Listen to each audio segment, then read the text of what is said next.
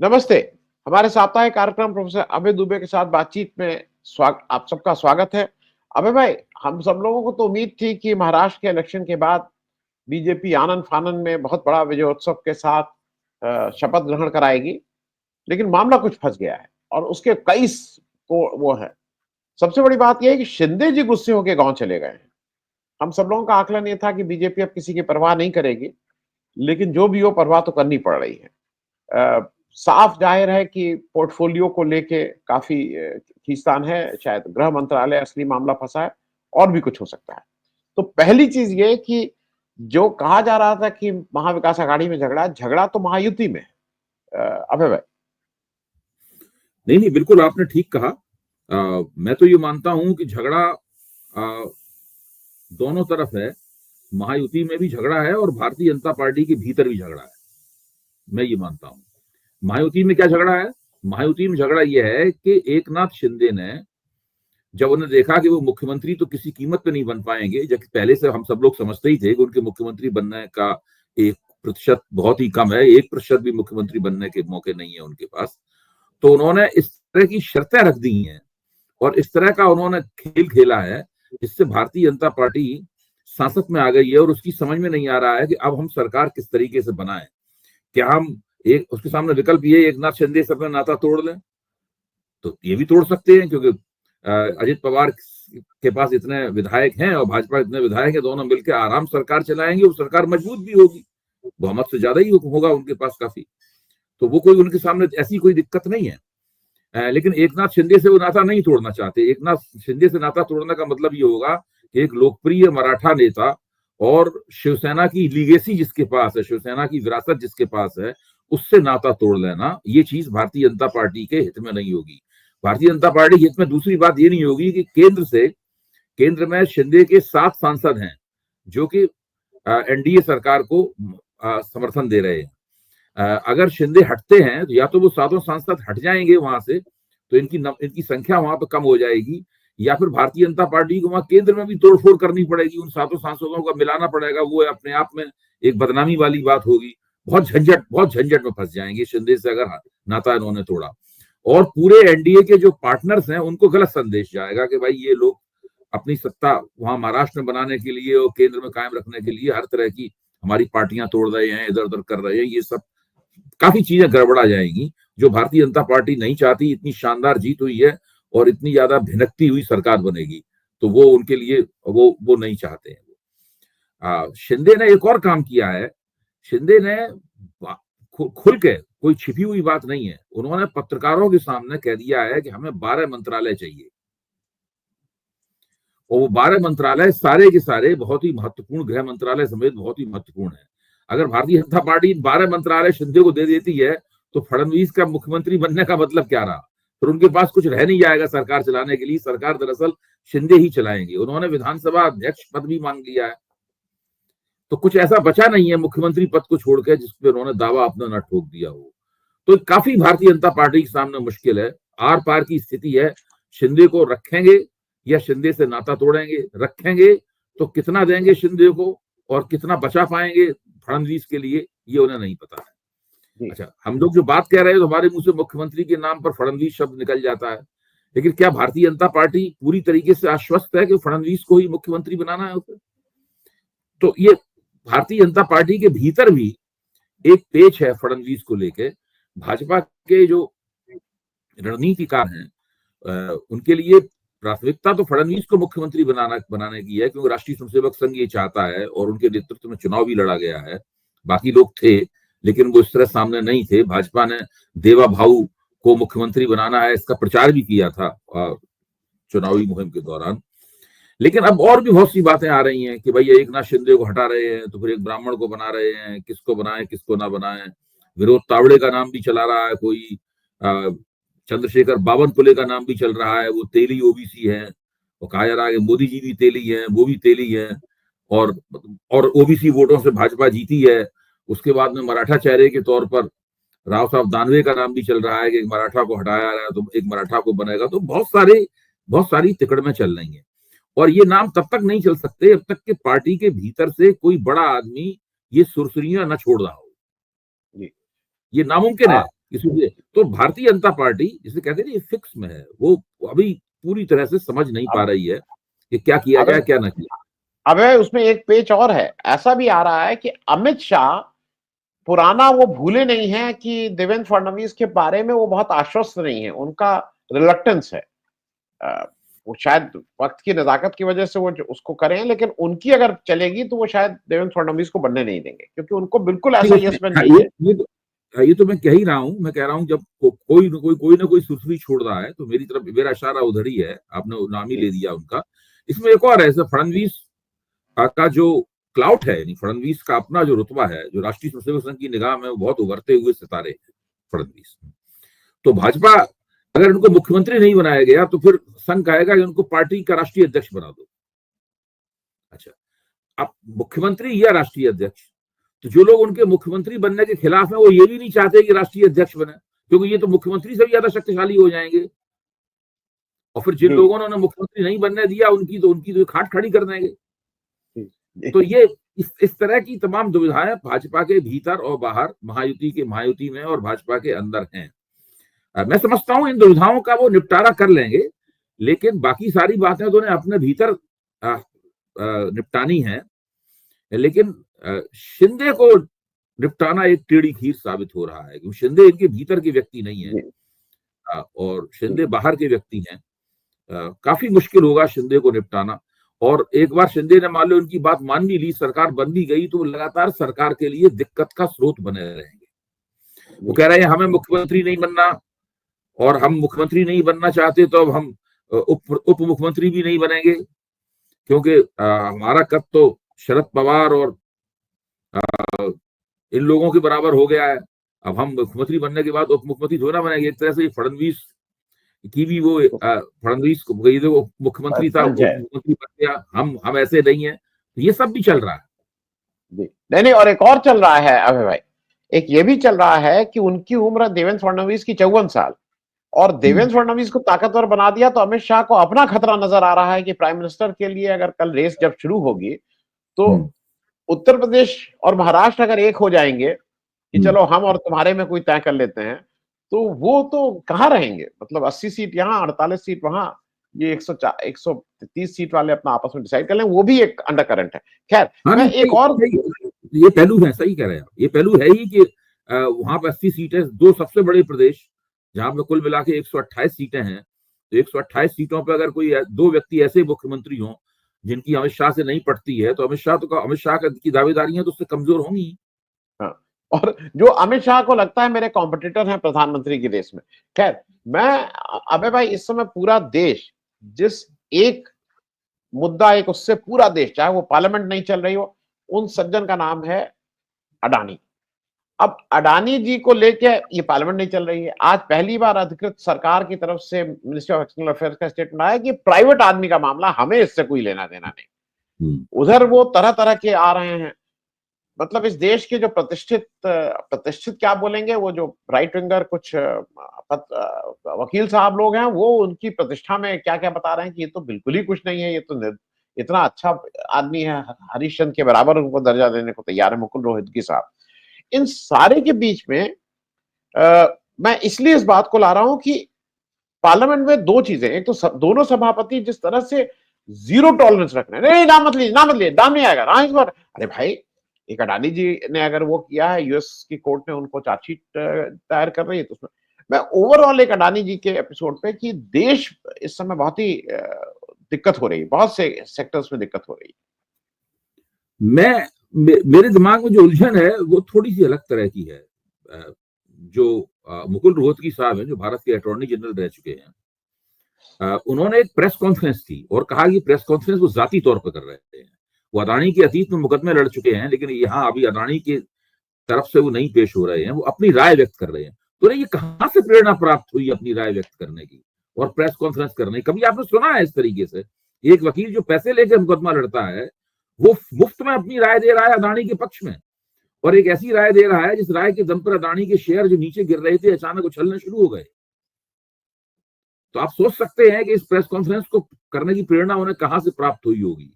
हम लोग तो नहीं कह सकते इस बात को, लेकिन हमारे जितने भी बुद्धिमान दर्शक हैं वो सब समझ जाएंगे कि उनको ये प्रेस कॉन्फ्रेंस प्राप्त करने की प्रेरणा किस तरीके से प्राप्त हुई होगी, किस जरिए उन्हें ये इंस्पिरेशन मिला होगा प्रेस कॉन्फ्रेंस करने का। बहरहाल अब उन्होंने जो प्रेस कॉन्फ्रेंस की, उन्होंने कहा कि अदानी के ऊपर कोई भ्रष्टाचार का जो पहला आरोप होना चाहिए वो आरोप नहीं है अदानी के ऊपर। अदानी के ऊपर और दूसरे आरोप हैं, लेकिन वो पहला वाला आरोप जिसमें ज्यादा बड़ी सजा है, जिसमें करप्ट प्रैक्टिसेस का है, वो वाला आरोप नहीं है, ये उन्होंने कहा। अच्छा, अब इस तरह कहकर उन्होंने अडानी को बचाने की उन्होंने कोशिश की, जबकि वस्तुस्थिति क्या है? वस्तुस्थिति यह है कि इंडाइटमेंट जो है वो एक नहीं दो है। एक इंडाइटमेंट में अदानी ग्रीन फंसा हुआ है, एक इंडाइटमेंट में अदानी अजूरी फंसा हुआ है। अदानी अजूरी वो कंपनी है जो कि स्टॉक मार्केट में लिस्टेड थी, जिसके जरिए 25,000 करोड़ रुपए के बॉन्ड अमेरिकी निवेशकों को बेचे गए, झूठ बोल के और झांसा देकर। ये एफबीआई का आरोप है। अच्छा, अब जो अजूरी में क्या लिखा हुआ है, अजूरी वाली के इंडाइटमेंट में क्या लिखा हुआ है, संजय हेगड़े ने अभी पूरा वो पढ़ के सुनाया सोशल मीडिया पर। संजय हेगड़े भी उन्हीं के बराबर के वकील हैं, सीनियर एडवोकेट हैं। तो वो संजय हेगड़े ने पढ़ के सुनाया, उससे बिल्कुल स्पष्ट हो जाता है कि अजूरी वाली चार्जशीट में गौतम अदानी का नाम है, जिसमें गौतम अदानी अजूरी से ये कहते हुए नजर आ रहे हैं कि जो रिश्वत जो दी गई है या दी जाने वाली है, इसमें 1/3 जिम्मेदारी आपकी भी है। आप वो 1/3 रिश्वत का भरपाई आप कीजिए, और अगर आप नहीं कर पा रहे हैं तो अपनी सौर ऊर्जा की कैपेसिटी है उसका 1/3 हमें दे दीजिए उसके बदले में। तो उसमें और वो मिनट, वो सारी बातचीत जो है वो सारी मिनिटेड है बातचीत। हाँ, और वो उनके पास है, जो अमेरिकी अभियोजक हैं उनके पास है पूरी की पूरी। अब आप कैसे बच सकते हैं कि अडानी का नाम नहीं है उसके अंदर, क्या नहीं है? ये बिल्कुल झूठ बोला जा रहा है, झूठ बोला जा रहा है या आधा अर्ध सत्य बोला जा रहा है, ताकि किसी तरीके से अडानी को राहत प्राप्त हो और उनके जो शेयर लगातार नीचे गिर रहे थे वो ऊपर उठे। जिस दिन मुकुल रोहित की ये प्रेस कॉन्फ्रेंस करते हैं, उसी दिन मूडी और एक दूसरी रेटिंग एजेंसी है अडानी की सारी कंपनियों को नेगेटिव कर देती है। नेगेटिव करने का मतलब ये है कि ग्लोबल पैमाने। जी अबे भाई, दूसरी नहीं, तीनों फिंच, स्टैंडर्ड एंड पुअर और मूडीज, जो दुनिया की 95% रेटिंग को कंट्रोल करती है, वो तीनों इनको डाउनग्रेड करती है। ये तो कर देती है। अब इनको कहीं से देखिए, अडानी जो है वो मुख्य तौर पर बुनियादी सुविधाओं वाला जो उद्योग होता है वो चलाते हैं, वो इंफ्रास्ट्रक्चरल कारपोरेट है अडानी। ऐसे भारत में और बहुत कम है, और इसलिए उनके लिए जरूरी है कि वो ग्लोबल पैमाने पर विदेशों से बहुत बड़े पैमाने पर पूंजी उगाएं और विदेशों में अपना काम फैलाएं, कीनिया में काम फैलाएं। अफ्रीका में उन्होंने कीनिया के जरिए हस्तक्षेप किया है, साउथ एशिया में तो उनका काफी काम था उनका, और आपका ईरान, श्रीलंका में है, बांग्लादेश में है, सब जगहों पे उनका काम था। इन सभी जगहों से उनका पत्ता काट दिया गया है। अमेरिका में भी जो एक बहुत बड़ा बॉन्ड दोबारा जारी करना चाहते थे, उन्होंने खुद ही वापस ले लिया है उन्होंने।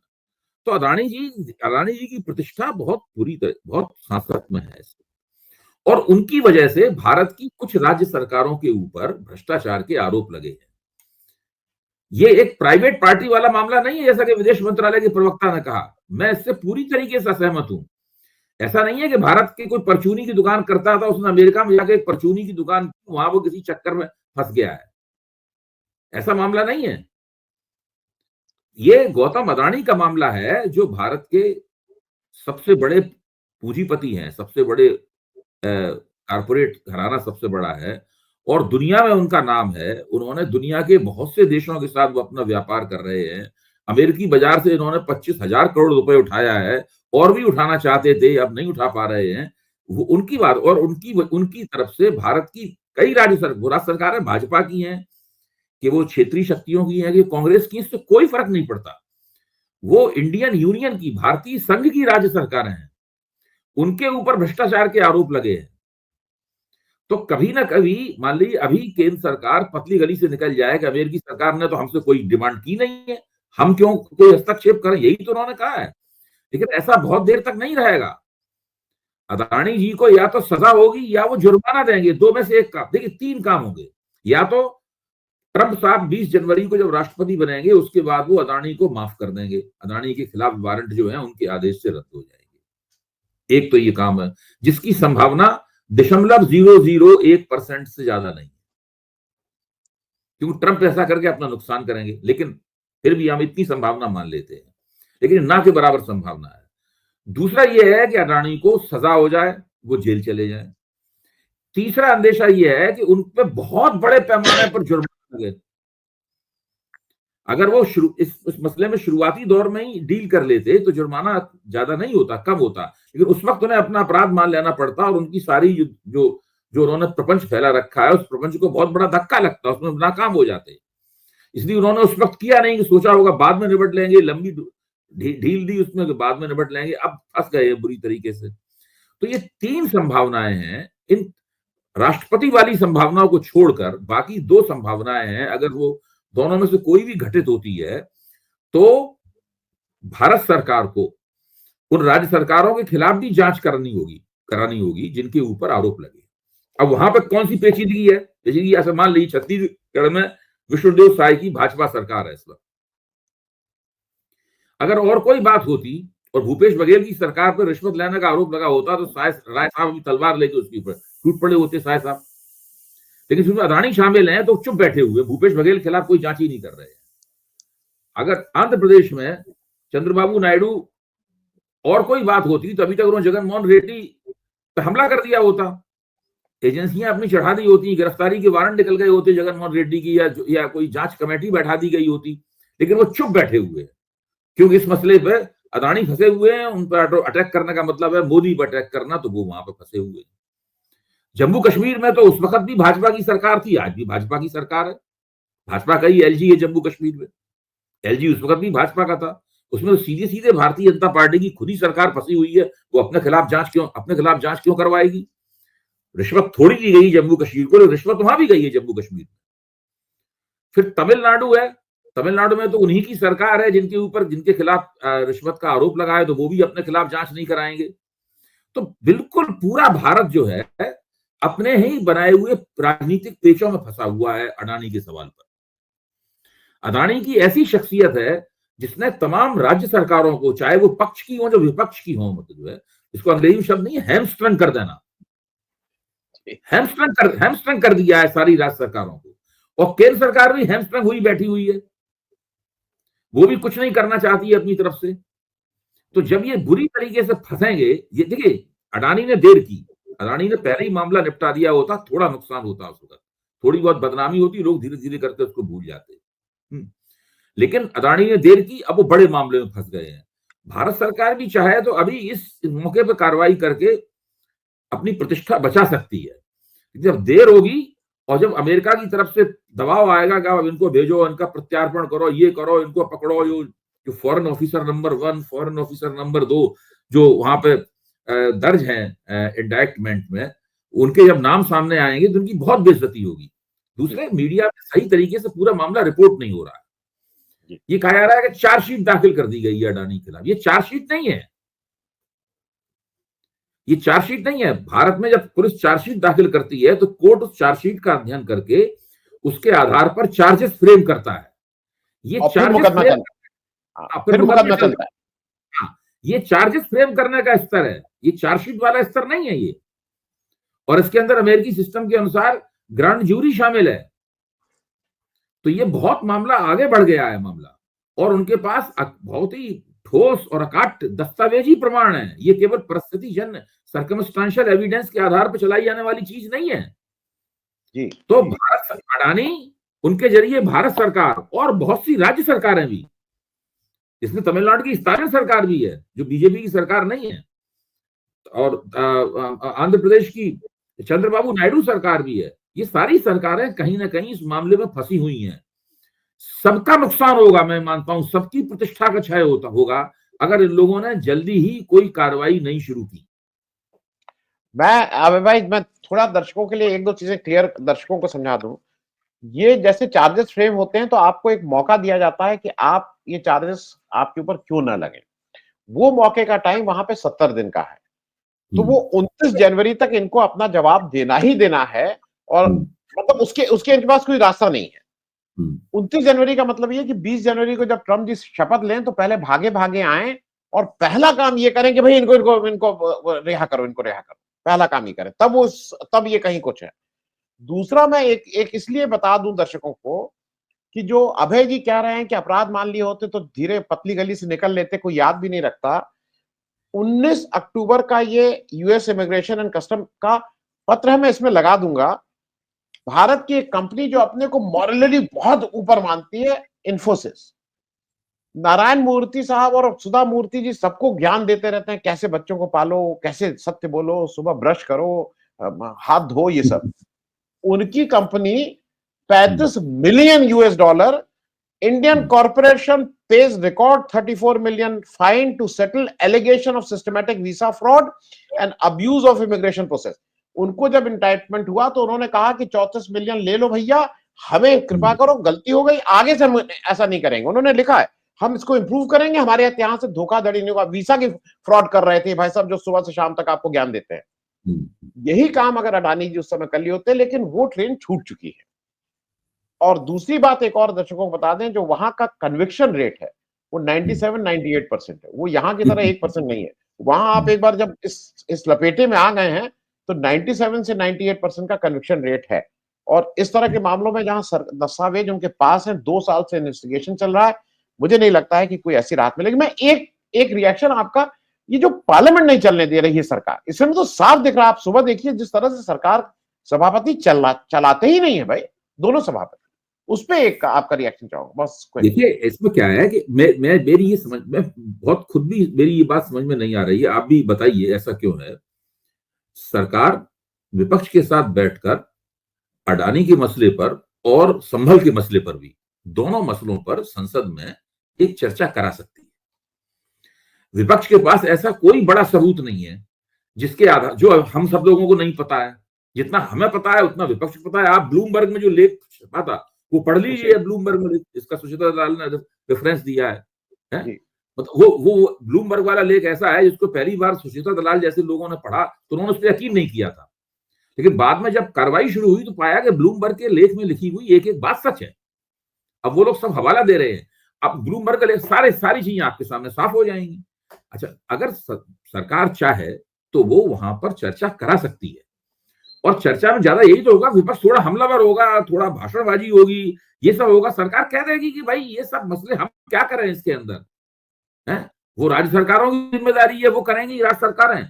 और सब मामलों को देखा जा रहा है, कानूनी राय ली जा रही है, मामला गंभीर है, हम लोग धीरे धीरे सोच समझ के नाप तोल के कदम उठाएंगे। और अमेरिकी सरकार अगर कोई हमसे कोई बातचीत तलब करती है तो हम उसका जवाब देंगे। इसमें इतनी बेचैनी और हाय तौबा की बात क्या है? आप मतलब बहुत तरीके से इस बात का जवाब दिया जा सकता है, क्योंकि सीधे सीधे तो अभी बीजेपी की कश्मीर सरकार को छोड़कर सीधे सीधे बीजेपी की कोई सरकार भी इसमें आड़े हाथों नहीं ली जा सकती है। अभी इनके पास मौका है कि इसमें चर्चा करा के वो, वरना कह देना ही देखिए हमने चर्चा करा ली थी, हमने, अब वो भी नहीं कराना चाहते हैं। इन सब चीजों का देर होने पर इन सब लोगों को नुकसान होगा। मैं ये कह रहा हूं, अभी जो लोग टाल रहे हैं वक्त निकल जाएगा, जैसे आपने कहा ना ट्रेन छूट जाएगी, तो ये ट्रेन छूट जाएगी, ज्यादा बड़ा नुकसान होगा। अभी थोड़ी बहुत बातें होंगी, सार्वजनिक जीवन में थोड़ी हाय तौबा होगी, उसके बाद बात खत्म भी हो सकती है। लोग इंतजार करेंगे अमेरिकी कोर्ट जो फैसला करेंगे, उसके बाद देखा जाएगा, देखिए अडानी क्या करते हैं। लेकिन असल में अबे भाई, ये मतलब मैं इसलिए कह रहा हूं, नाम नहीं लूंगा, ये जो अगर आप बड़े से बड़े अपराधियों को देखिए, जो गुंडे बदमाश होते हैं, माफिया होते हैं, वो अपना डर नहीं कम होने देते हैं, और वो इसलिए कुछ वारदात कर देते हैं कि डर। और कई चीजें इसलिए नहीं करते हैं कि अगर वो किसी का अच्छा काम भी करते हैं तो छुप के करते हैं कि नहीं तो मेरा खौफ कम हो जाएगा। जो मानसिकता यहाँ ड्राइव कर रही है जो इस समय है, वो ये है कि अगर हमने मान लिया विपक्ष का तो हमारा जो रुतबा, डर, खौफ है वो कम हो जाएगा। वो बेसिकली वो वाली मेंटालिटी काम कर रही है। यही होगा, मैं आपकी बात सहमत हूं, यही होगा। लेकिन मेरा मानना यह है कि ये दूरगामी दृष्टि से इनके लिए नुकसानदेह होगा। वो दूरगामी दृष्टि 10 साल बाद नहीं, ये अभी 3-4 महीने में ही इन लोगों को नुकसान होना शुरू हो जाएगा। देखिए अभी देश की जनता, देश के आम वोटरों को ये बात सब ठीक से पता नहीं है, समझ में नहीं आती है। लेकिन जब ये बात लोगों के सामने आएगी, जब देश का सबसे बड़ा पूंजीपति वहां पे हथकड़ियों में जेल जाएगा, या वो बिलियंस ऑफ डॉलर का जुर्माना देकर अपना अपराध स्वीकार करके, मतलब एडमिशन ऑफ गिल्ट, जैसे ही आप डील करते हैं तो उसमें पहली शर्त होती है एडमिशन ऑफ गिल्ट। आप अपराध स्वीकार कीजिए, आपने क्राइम किया है ये स्वीकार कीजिए, उसके बदले में आप ये जेल नहीं जा रहे हैं, उसके बदले में ये जुर्माना दे रहे हैं आप, तो वो तो नुकसान तो होना ही है। अडानी अडानी से नुकसान से बच ही नहीं सकते। जी, जी। मैं अबे भाई एक इम्पोर्टेंट है इसलिए उसको छू लूं। ये जो संभल में हुआ, मैंने उसको ठीक से फॉलो किया है। वो जो जज साहब हैं, ये मैं उस जज साहब को दोषी मानता हूं और मैं इसको कोट अनकोट कर रहा हूं। वो जो जज साहब वहां बैठे हुए थे उस दिन, आदित्य सिंह साहब उनका नाम था, उनके यहाँ 12 बजे एक एप्लीकेशन आती है, पिटीशन आती है, बिना दूसरे पक्ष को सुने हुए। मतलब वो कहती है कि वहां पे मंदिर है, मंदिर के ऊपर मस्जिद है। मैं वर्शिप एक्ट की कोई बात नहीं कर रहा हूं, एक सामान्य उसमें वो दूसरे पक्ष को कुछ नहीं सुनते हैं।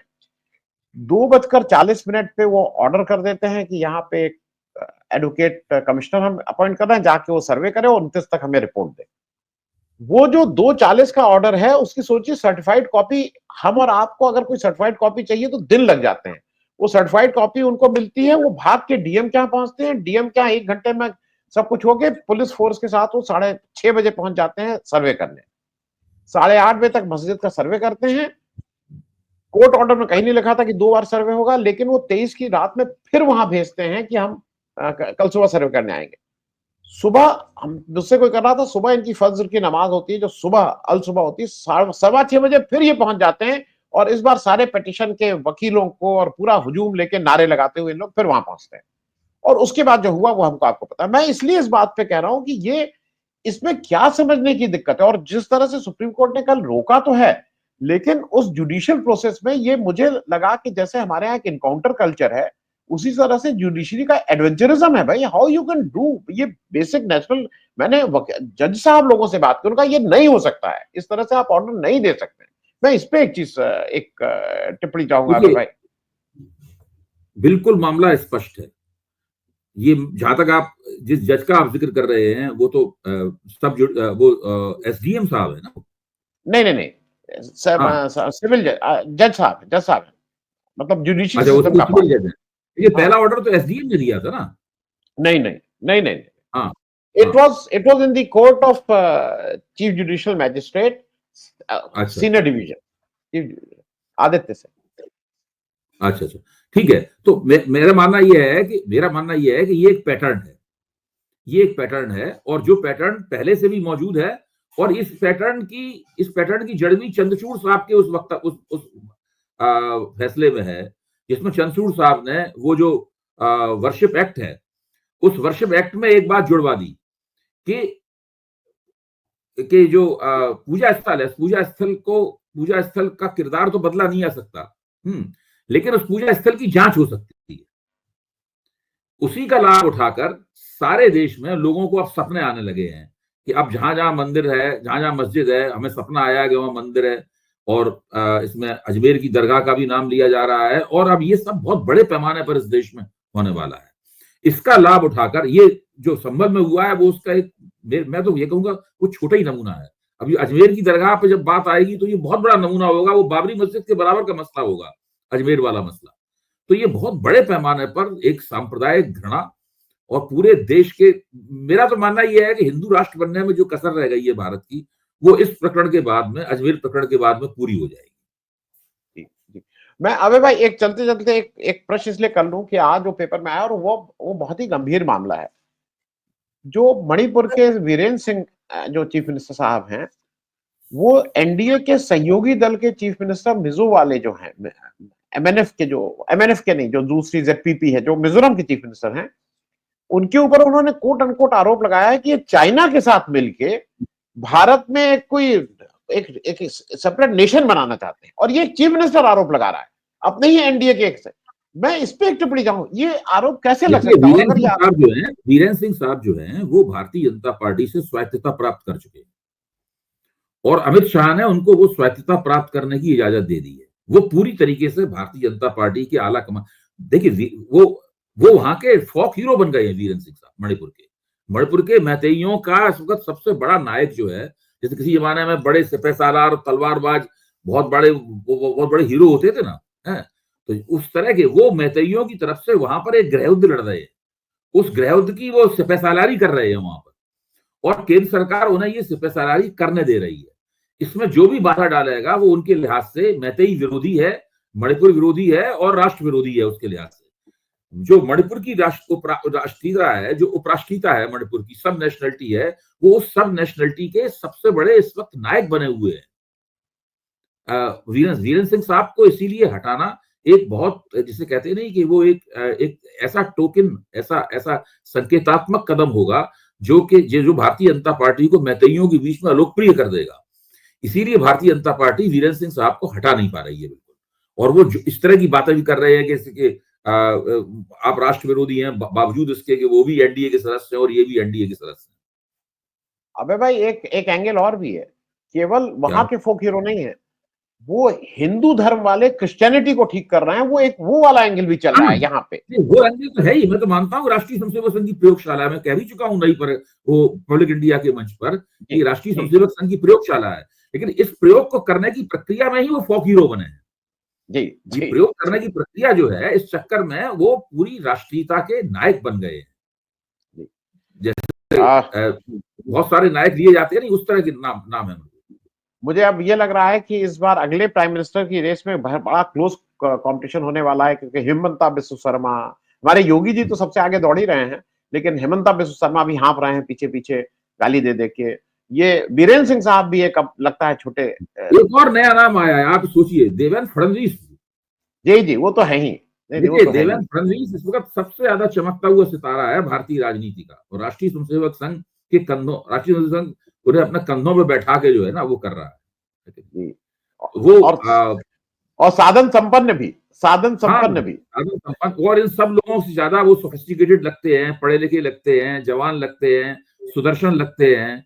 और उनके बारे में ये भी कहा जा रहा है कि पार्टी और संघ के लिए उन्होंने त्याग भी किया, मुख्यमंत्री थे, उप मुख्यमंत्री पद स्वीकार कर लिया। तो मुझे तो लगता है कि इस वक्त सबसे ज्यादा ब्राउनी पॉइंट अगर किसी के पास है तो वो देवेंद्र फडणवीस के पास है। जिस दिन नरेंद्र मोदी ये तय करेंगे उन्हें रिटायर होना है, उस वक्त जो होड़ होगी उसमें आप देखिए देवेंद्र फडणवीस भी अपना हैट जो है ना वो रिंग में फेंकेंगे। और मुझे सिर्फ एक शक यही है कि कहीं अपनी क्वालिफिकेशन में जैसे होता है ना ये लिखने में, वो एक कोई गोधरा टाइप कुछ ना करने लगे, क्योंकि गोधरा टाइप अभी क्वालिफिकेशन उनके पास बहुत डायरेक्ट नहीं आई है, तो उस तरह का भी कुछ। और मैंने ये भी देखा है कि जब नरेंद्र मोदी भारतीय जनता पार्टी के जनरल सेक्रेटरी थे, तब वो जो गुजरात के इंचार्ज थे उस वक्त, तो उस वक्त जो भाषण वगैरह देते थे तो उसमें नरेंद्र भाई बहुत शेरो शायरी किया करते थे। मुझे उस जमाने में टीवी बोलते थे, जिसके दिए में जितना तेल है उतनी ही बाती जलेगी, इस प्रकार की बहुत से पद दोहे वगैरह वो बोला करते थे। ये क्वालिटी देवेंद्र फडणवीस में भी है। मैंने भी देवेंद्र फडणवीस कई भाषण सुने, उसमें वो कविताएं सुना रहे हैं, गा भी रहे हैं उसके अंदर, तो काफी उनका व्यक्तित्व इस मामले में नाटकीय है। नहीं, एक को हम लोग भूल गए, शिवराज सिंह चौहान भी तो गाना आना, और वो भी मतलब वो ऐसा अपन को बिल्कुल पीछे मत छोड़ दीजिए, ओबीसी वाले। देखिए ये जो नए नाम आ गए हैं ना, इनकी वोट पिट गई है शिवराज सिंह चौहान वगैरह की। ये सब इनको कुछ नहीं दे, ये किसी तरीके से अपनी राजनीतिक जीवन का बाकी हिस्सा है सम्मान पूर्वक गुजारना है। मुझे नहीं लगता कि ये बहुत ज्यादा आगे बढ़ पाएंगे। फडणवीस के आने जरूर मेरा माथा ठनका है। फडणवीस कोई छोटी मोटी हस्ती अब नहीं रह गए। बहुत बहुत धन्यवाद भाई बातचीत करने के लिए, थैंक यू सो मच।